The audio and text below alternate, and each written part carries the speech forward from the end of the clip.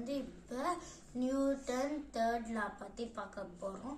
அந்த இது யார் கண்டுபிடிச்சாங்கன்னா சார் ஐசக் நியூட்டன் தான் கண்டுபிடிச்சாங்க.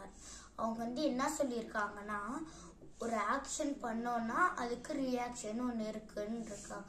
அப்படின்னா நம்ம வந்து இப்போ பாலை கீழே பவுன்ஸ் பண்ணுறது தான் ஆக்ஷனாக, திருப்பி மேலே நம்ம அது கீழே பவுன்ஸ் பண்ணி மேலே வருது தான் அது வந்து reaction. According to the Newton third law, each action has its equal and opposite reaction. அப்படின்னா இப்போ நம்ம ஒரு ஆக்ஷன் பண்ணுறோன்னா அதுக்கு ரியாக்ஷனும் இருக்கும். இப்போ நான் வந்து அதுக்கு ஒரு கிராஃப்ட் செஞ்சுருக்கேன். இங்கே பாருங்கள், இந்த மாதிரி கிராஃப்ட் செஞ்சுருக்கேன். அந்த நான் வந்து இப்போ ப்ளோ பண்ண போகிறேன்.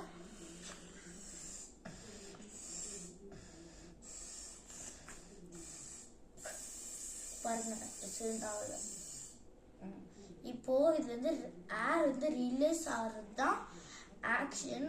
அப்புறம் இந்த மாதிரி ஸ்பின் பண்றது தான் ரியாக்ஷன். இந்த இது யூஸ் பண்ணி தான் ராக்கெட்ல வர நெருப்பு வந்து ஆக்ஷன். அப்புறம் இது மேலே போடுறது தான், கீழே நெருப்பு ஆக்ஷன், அப்புறம் மேலே போறது தான் ரியாக்ஷன்.